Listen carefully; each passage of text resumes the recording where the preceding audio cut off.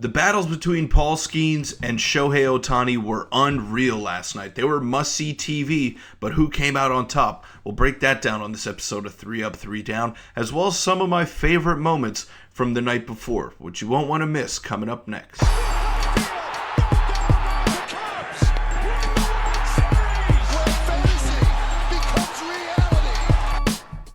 What's up, everybody? I'm your host, Peter Vryonis. Welcome into this episode of 3 Up, 3 Down, where today we're going to be talking about the monumental battle between Shohei Ohtani and Paul Skenes that went on last night. This was a clash of the titans. This was an immaculate force against an immovable object. That's what kind of magnitude this matchup had here. Shohei Ohtani, one of the best hitters on planet Earth, one of the best players on planet Earth, and Paul Skenes, who I believe is going to be one of the best pitchers in the league for a very long time. That's how good he is, and that's how talented he is. So this is just the beginning for Paul Skenes, but he definitely held his own last night in the battle with Shohei Ohtani. But before we get into the video, make sure to hit the subscribe button, hit the like button, and comment your thoughts on these styles of videos. Going to be pumping out daily content for you guys throughout the week, so make sure to stay tuned for that. You won't want to miss it. But let's get right into the action here. Now, this was the first plate appearance by Shohei Ohtani. Let's take a look at the pitch sequence by Paul Skenes. 101 by you. Right by Shohei Ohtani. Had no chance. 100, top of the zone, not going to hit that. Then he finishes him off with 101. So he won battle number one. There's no doubt about that. Paul Skenes pretty much did what he wanted in that at-bat against Shohei Ohtani. Now, where it gets interesting is in the second at-bat. Shohei Ohtani, he learned after his mistake from the first time around. Let's take a look. 100 at the top of the zone. Doesn't matter how hard you throw. That's not going to get it done, Paul Skenes. Now, he still got 2 strikes in that count, but a 3-2 pitch. Shohei is going to do damage on that every single time for his 15th home run of the year. So, Ohtani came out on top in the end, but still, it was a great battle. It felt a little bit like Trout versus Shohei in the World Baseball Classic. I know it might be overstepping, I might be reaching a little bit, but that's the kind of magnitude that matchup had, at least in my eyes. Not the moment, of course, but just the two players going at it, two supreme talents.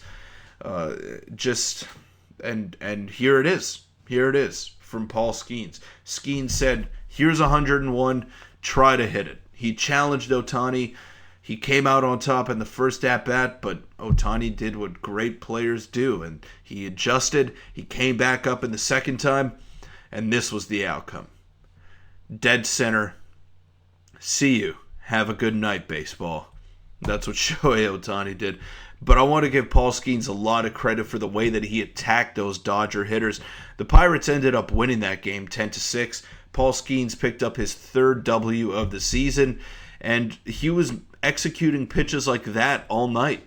He was going after Mookie Betts. He was going after Shohei Ohtani, and he actually struck out Betts as well. So he had a very successful night. The Pirates went ahead and won that game yesterday, and it's great to see. It's great to see this young talent not be afraid to challenge the best players in the game, and we're seeing it on a nightly basis with Bobby Witt Jr., Gunnar Henderson, Paul Skenes to a certain degree. Those guys are not afraid of the moment, and that's what makes them so special. That's what makes them generational type of talents. It's because they're not afraid. They're not afraid to go out there and play the way that they've been playing their whole lives, and that's made them pretty damn successful up until this point. So one thing I do want to touch on quickly is not just Paul Skenes, it's his teammate as well. So I saw this tweet by Codify today. It was fastest pitches thrown by MLB starters this year. So Paul Skenes topped out at 101.9, Jared Jones 101.4, 101.3 by Jones, and then the list goes on and on. It's dominated by those two guys. So not only is Paul Skenes an elite arm talent, and he's going to be an ace for a long time, Jared Jones is an ace in his own right as well. He's one of the top pitching prospects in the game. you can't even call him a prospect anymore. He's arrived. He's here, and he's been fantastic for the Pirates. So a rotation spearheaded by those two guys with Mitch Keller as their number 3, who is also pretty damn good and having a great stretch of games recently. I mean, that's one of the best rotations in baseball, especially if you fast forward 5 years from now. Those guys are going to be a nightmare matchup. What if you face those 3 in a series, or particularly Paul Skenes and Jared Jones back-to-back? You're in trouble. You are in big trouble if you're the opposing team. So they're going to be a great rotation for a long time. What they need to do is figure out their offense and figure out how to surround those 2 great arm talents, or 3 great arm talents, with a lot of offensive talent. And they have O'Neal Cruz, who's been sort of up and down, inconsistent this year. Brian Hayes, more of a defense-first guy. Brian Reynolds, I like that they locked him up, but he's not an elite superstar hitter. He's a good hitter, definitely an above-average hitter. But is he elite? I wouldn't say so. So they need to go out and find those players that are going to be able to give some relief in the lineup. They got Tamar Johnson in the minor leagues. Who knows how he's going to pan out. But they do have some very intriguing prospects.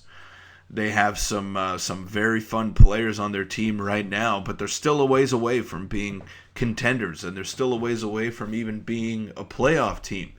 But having those 2 or 3 guys at the top of their rotation, like they will for the foreseeable future, that's going to give them a huge leg up in terms of just building a team overall. But let's take a look at some of my favorite moments from last night. And we'll start off with, got to give credit where it's due. Shout out to Jamie Westbrook for picking up his first career hit at 28 years old after being a journeyman in the minor leagues. So great for him. That's great to see.